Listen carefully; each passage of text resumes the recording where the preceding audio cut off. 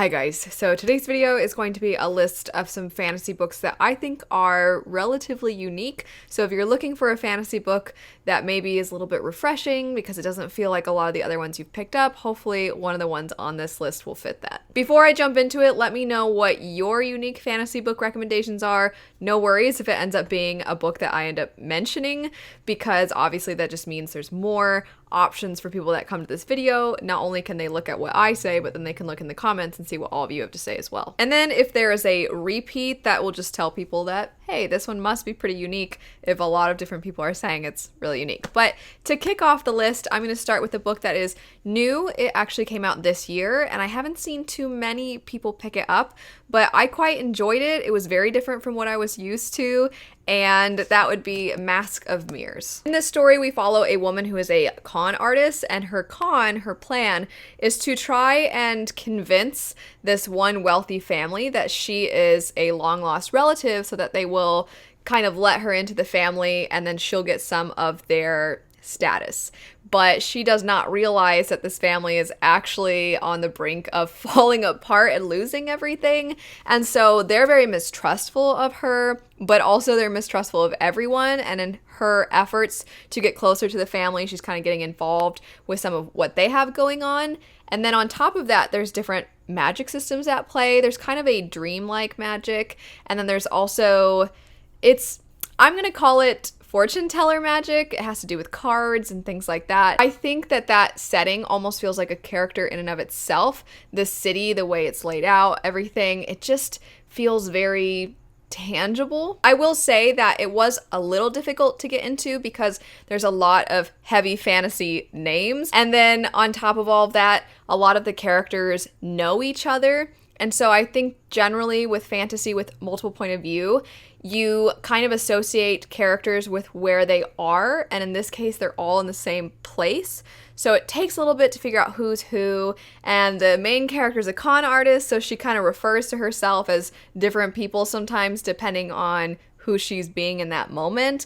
But either way, I highly recommend if you are looking for something a little bit different. Next up are a couple of books that I consider to be almost genre benders. I'm going to start with The Bone Shard Daughter. So there's a few different things that make this very unique. One is the way in which the author chooses to tell the story. So it's multiple point of view, but you have two characters who are like your main characters, and their point of view is told in first person, and then some of the side characters is told in third person, which you would think would be incredibly disorienting.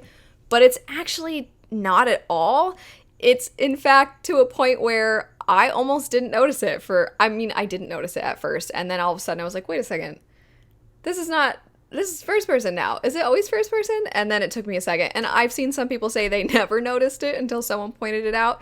And it seems like that would be really jarring. But I think what it did was differentiate the main point of views from the side characters.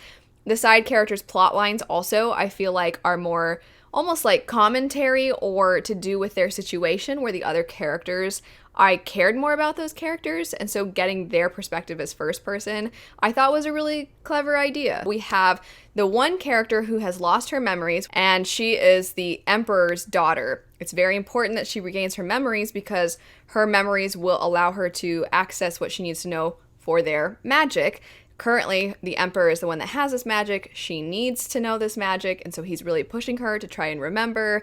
But as she's trying to remember, she's also kind of solving a mystery of some things going on. It's very fascinating, and I don't want to say too much because it's kind of a mystery element as well. So beyond just her perspective, we get another perspective that I love.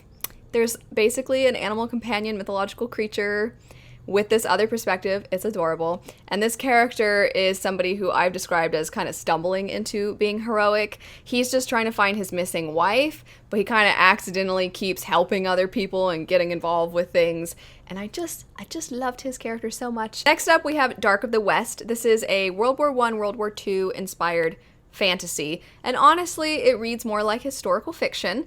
So if you are somebody who loves historical fiction, I think you'll really enjoy this. The only thing that makes it fantasy really is that it's not our world, but having a World War I, World War II, I say that mixed because it is kind of a mix of both.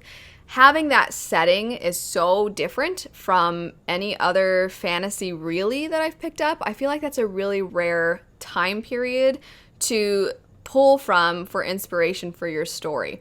So the setting alone, I mean, you have characters that one of the characters is a fighter pilot, and I feel like you never see that in fantasy. So I really enjoyed that about this one, and I think that if you're someone who maybe is a little hesitant when it comes to the really intense magic systems in fantasy, you'll probably really enjoy this one because it doesn't have that factor. The setup for this is that we have two main point of views that we alternate between, and they are essentially on opposing sides, except for those sides haven't gone to war yet, but they're very much inching toward it.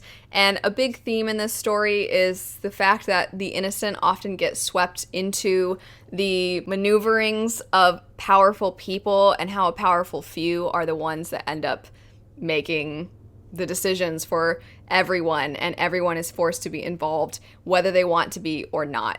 It honestly has this sense of tragedy to it the whole time you're reading it. It just feels kind of somber because you can sense that it's not going to go in a great direction. Next up, because you all knew that this was going to be on here, I had to fight myself to not put this one at the very beginning, but you knew it was coming. That would be Ninth Rain. This is a book that every single time I describe it, I'm like, it's so unique, it's so interesting, I've never read anything like it. So it had to be on this list. This one is just a mashup of so many different things. So I feel like it's got elements of paranormal, which is still a branch, right? It's a subgenre of fantasy, but it's got kind of paranormal elements, and then it's kind of got sci-fi elements. And I wouldn't say it's a mystery the way the Bone Shard Daughter is, but you're definitely wondering what is going on, while also having what feels like fantasy races that you're sort of familiar with, except for with a twist. So it's so fascinating. And when I describe it, it always sounds like, I don't know, like I've been intoxicated, because it just sounds like I'm saying nonsense. We follow a few different characters, one who is kind of a witch. They call them witches, but they're not your traditional witches. One of them who is just a rich lady who's trying to figure out what the heck is going on in the world. And then one of them is a character who, he is a part of this race of people that were kind of elven-like, except for tool bags. And they used to kind of gain close to immortality by feeding off of this magical tree sap. And then the magical tree kind of died. And then they're like, well, what are we going to do? So they started drinking human blood. So then they seem kind of like vampires. And obviously the humans didn't like that. And they're like, we don't like you people anymore.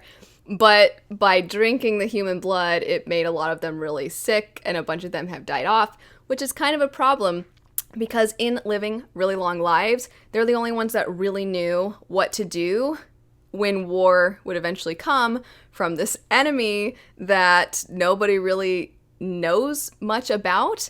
And now that all the elders of this group of people are dead, basically, everybody's like, well, we know there are cycles, and we know that something attacks our planet, basically, but we don't know anything else, so hopefully it doesn't happen soon. And then so you're kind of wondering the whole time, like, what the heck is going on? Who are these? What are these things that are going to be attacking them? And I loved it. I loved it so much. It's so interesting. And I thought also kind of cheeky at the same time. Some of the humor just hit really well for me.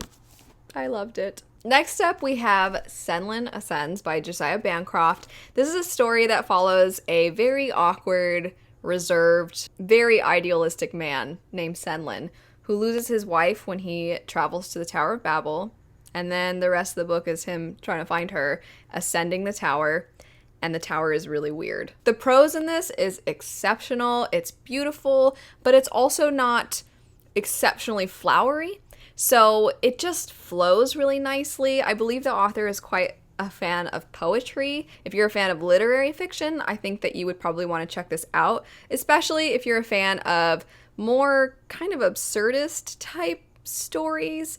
So if you are interested in something that's a little on the bizarre, weird side, I would definitely recommend this one. Next up, we have Black Sun by Rebecca Roanhorse. One of the things I think that makes this feel especially unique is its setting. So where a lot of fantasy is either European inspired or Asian inspired, this particular story is more about the cultures of the Americas. The character, it's so interesting because it's believed to potentially be someone who's going to fulfill a prophecy, but then you as the reader are wondering, is this person gonna fulfill this prophecy? Is there truth to this, or is this just what some of these people believe? And then it's really interesting because where typically in fantasy you have the reluctant chosen one, this one's kind of like, yeah, this is my fate, and so I gotta do what I gotta do.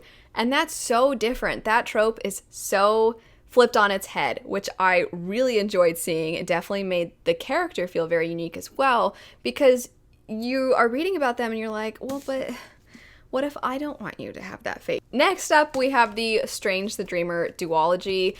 I personally feel like this story is a new fairy tale, and meaning it feels like one of those classic Grimm fairy tales that are actually super dark when you really think about it, or when you envision what's happening, you're like, oh my gosh, that's horrific.